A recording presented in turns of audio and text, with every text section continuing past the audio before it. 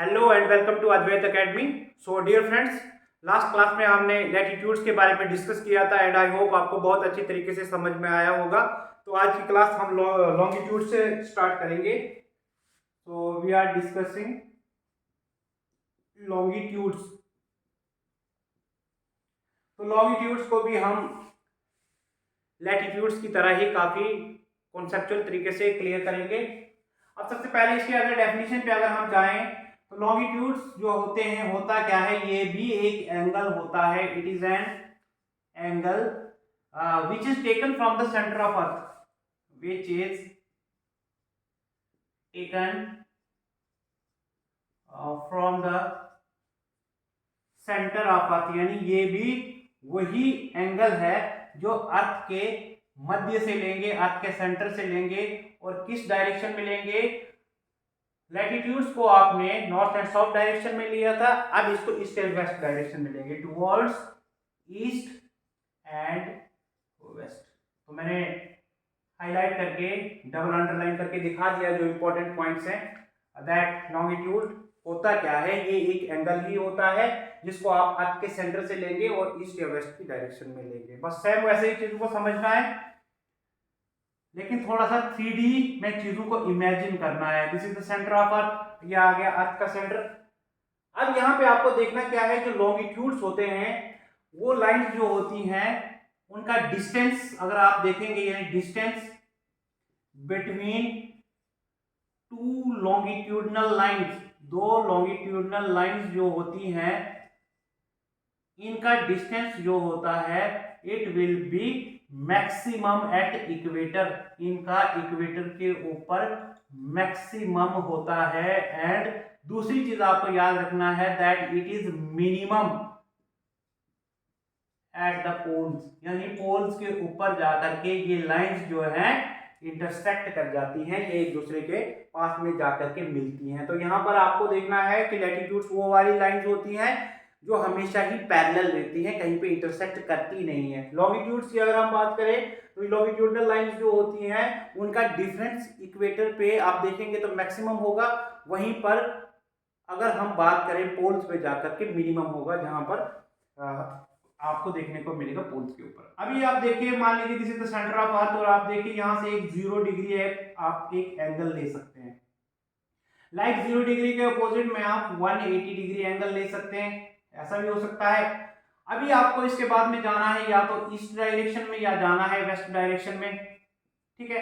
तो इस तरफ आप एंगल ले सकते हैं, whether you can take in the eastern direction और द वेस्टर्न डायरेक्शन। तो फॉर एग्जांपल आप लेंगे कितना, मान लीजिए कि 30 डिग्री आप ईस्ट में गए, तो आपने 30 डिग्री पे जो भी एंगल पे लाइन खींची, ठीक है। वो कैसे होगा, जिस तरह कल मैंने आपको समझाया था कि कल मैंने आपको कहा था कि this is the centre of earth, यहाँ पे सेंटर है। तो आपको जिस तरफ एंगल लेंगे, नॉर्दर्न डायरेक्शन में या सदर्न डायरेक्शन में, यहाँ पे ईस्ट या वेस्ट की बात होगी। सबसे पहले आपको मैं दिखाता हूँ कि मान लीजिए this is the centre of earth, तो यहाँ पर आपने 0 डिग्री पे एंगल खींचा, 0 डिग्री एंगल आया, तो यहाँ पर आप इस तरह से लॉन्गिट्यूडनल लाइन इस तरह से खींचेंगे। लैटिट्यूड्स को हम इस तरह से खींच रहे थे, हॉरिजॉन्टल लाइंस थी, अब ये वर्टिकल लाइंस जो आपको देखने को मिलेगी ग्लोब के ऊपर उस तरह से होंगी। और ये लाइंस जो होंगी ये पैरेलल नहीं होंगी, ये इंटरसेक्ट करेगी पोल्स पे जाकर के। अभी दूसरी चीज ये है कि अगर ये सेंटर है तो दूसरी लाइन आप इसके अपोजिट, यानी पहले 0 डिग्री पे लिया, आप अपोजिट ले सकते हैं 180 पे, देन यहाँ पे 180 लॉन्गिट्यूड हो सकता है। इसके बाद में आपको क्या करना है, एक तरफ आपकी ईस्टर्न डायरेक्शन हो गई, आप दूसरी तरफ वेस्टर्न डायरेक्शन होगी। तो ईस्ट में भी आप एंगल खींच सकते हैं, वेस्ट में भी खींच सकते हैं। मान लीजिए कि दिस इज सेंटर और आपने 90 डिग्री ईस्ट पे लिया, 90 डिग्री ईस्ट पे लेंगे, यहाँ से लॉन्गिट्यूड खींचेंगे। मान लीजिए 90 डिग्री वेस्ट पे गए, यहाँ से लॉन्गिट्यूड खींचेंगे। इसी तरह से आपको यहाँ पर चीजों को समझना है कि मान लीजिए आपने नेक्स्ट एंगल ले लिया 90 डिग्री ईस्ट, तो 90 डिग्री ईस्ट पे लेंगे तो यहाँ पर लॉन्गिट्यूडनल लाइन ले सकते हैं कि मान लीजिए इस तरह से आपको 150 डिग्री ईस्ट पे जा सकते हैं। सेम चीज आपको 90 डिग्री वेस्ट पे भी जा सकते हैं। सेम चीज आप यहाँ पर कितना भी जा सकते हैं, 130 डिग्री वेस्ट पे जा सकते हैं। इसी तरह से यहाँ पर 30 डिग्री वेस्ट पे जा सकते हैं। मान लीजिए यहाँ पर 60 डिग्री वेस्ट पे जा सकते हैं। तो उतने पे ही आप लॉन्गिट्यूडनल लाइन खींचिए। बस आपको समझना है चीजों को 3D में। मान लीजिए कि this is the earth and this is the centre. आपने 0 पे लिया, आप इस तरह से लॉन्गिट्यूडनल लाइन खींचेंगे। आपने 180 पे एंगल खींचा, आप इस तरह से लाइन खींचेंगे लॉन्गिट्यूडनल लाइन। आपने 90 डिग्री वेस्ट पे इस तरफ, तो ये वाली लॉन्गिट्यूडनल लाइन होगी 90 डिग्री ईस्ट। इस तरह से लॉन्गिट्यूडनल लाइन आप खींचेंगे, ठीक है। तो इसी तरह से आपको देखने को मिलेंगे लॉन्गिट्यूड्स, ठीक है। तो these are the longitudes. Longitude असल में होता क्या है, एक एंगल होता है जो आप अर्थ के सेंटर से लेते हैं, या तो इस डायरेक्शन में या तो वेस्ट डायरेक्शन में। अब देखिए, इतना तो आप समझ गए होंगे, हमने लैटिट्यूड्स पे समझाया काफी अच्छी तरीके से, लॉन्गिट्यूड्स को भी अच्छे तरीके से। अब यहाँ से आगे अगर हम बढ़े तो यहाँ से आपको समझने की जो सबसे पहला पॉइंट है कि टोटल कितने लैटिट्यूड्स आप ड्रॉ कर सकते हैं। Sorry, longitudes, total longitudes. तो लॉन्गिट्यूड भी एक एंगल होता है। Total longitudes means how much angles you can draw. तो आपको याद ही होगा कल का that 1 degree is taken as normal. तो ऐसे में आप कितने एंगल जो हैं वो पूरे ड्रॉ कर सकते हैं। अब देखिए 0 degree and 180 degree, these are common for the eastern as well as western direction. तो आप 2 मिनट के लिए इन्हें भूल जाइए और 1 से 179 तक चलिए। तो देखिए 179 एक तरफ ईस्टर्न डायरेक्शन में और दूसरा 1 से लेकर के 179 वेस्टर्न डायरेक्शन में। तो ये बनेगा 358 प्लस 0 वाला एक, यहाँ पे भी एक एंगल खींच सकते हैं आप, प्लस 180 पे भी एक एंगल खींच सकते हैं। मीन्स की total 360 angles you can draw here. How much angles? 360। तो आपको समझ में आया किस तरह से? एक बार फिर से बता दूं कि टोटल कितने लॉन्गिट्यूड से एंगल्स ड्रॉ कर सकते हैं आप।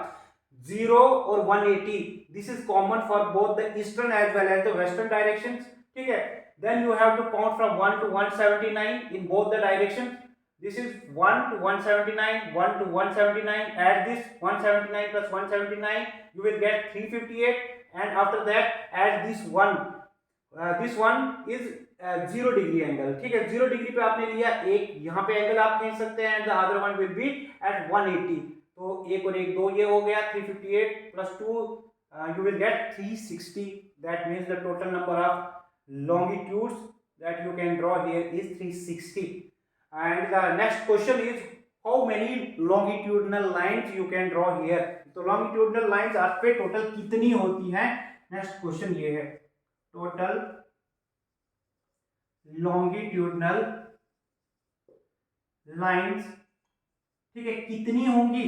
अब देखिए यहां पर आपको कंफ्यूजन वाली कोई भी चीज नहीं है कि कोई भी ऐसा पॉइंट नहीं है जहां पे आप लाइन नहीं खींच सकते।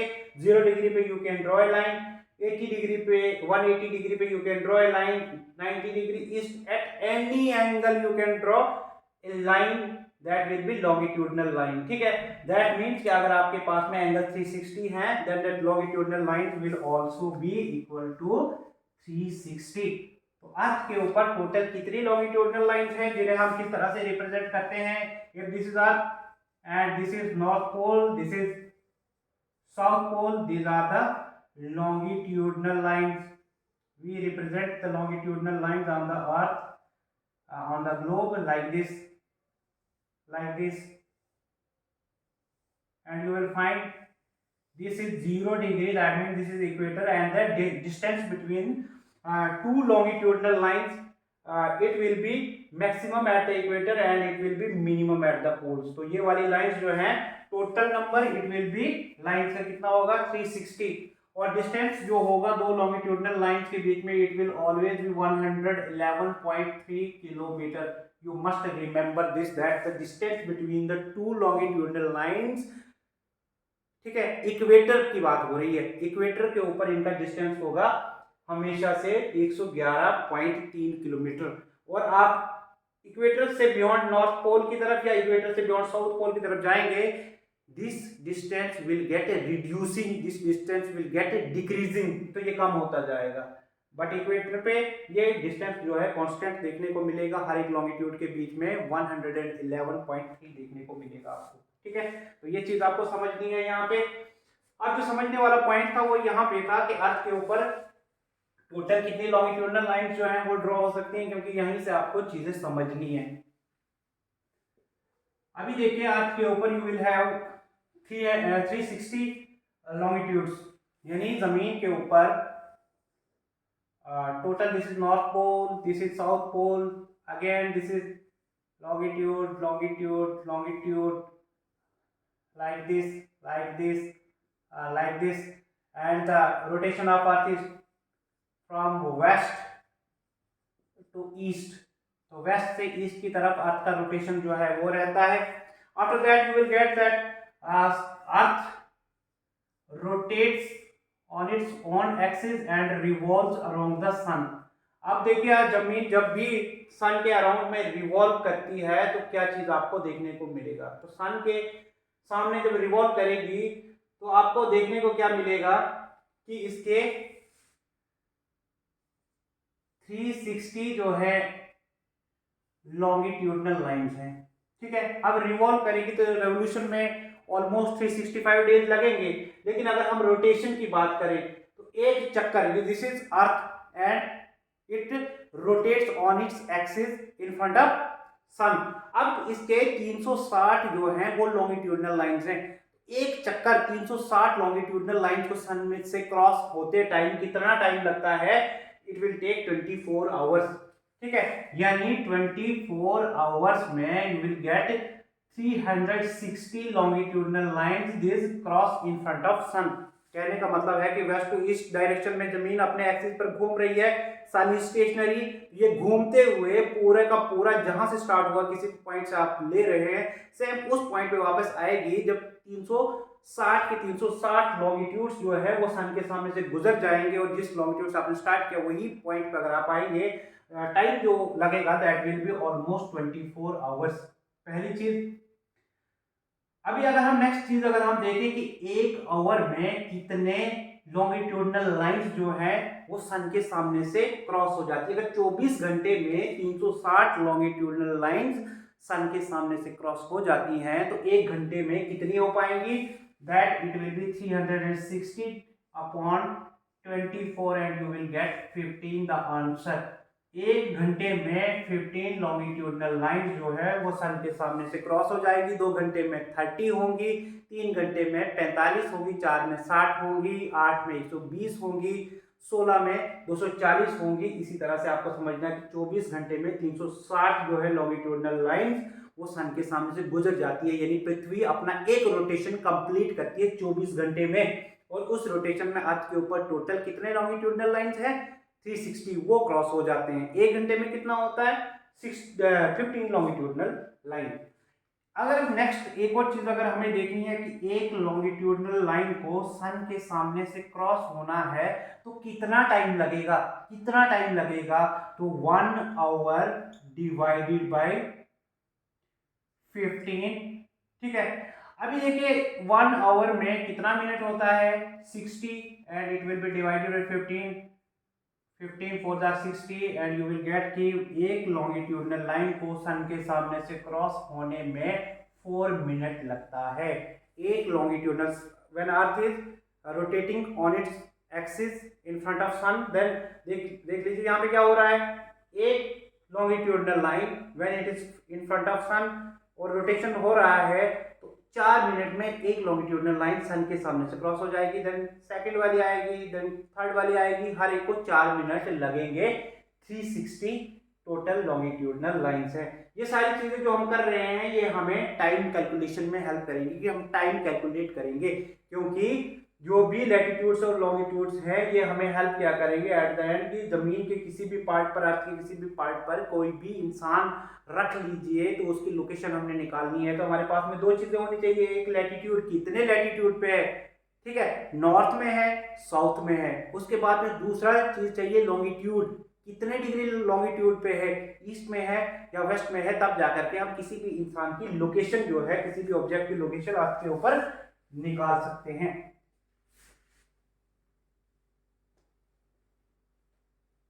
अभी देखिए टाइम कैलकुलेशन थोड़ा सा आज हम कर लेते हैं, फिर टाइम कैलकुलेशन को कुछ हम कल के लिए भी छोड़ देंगे.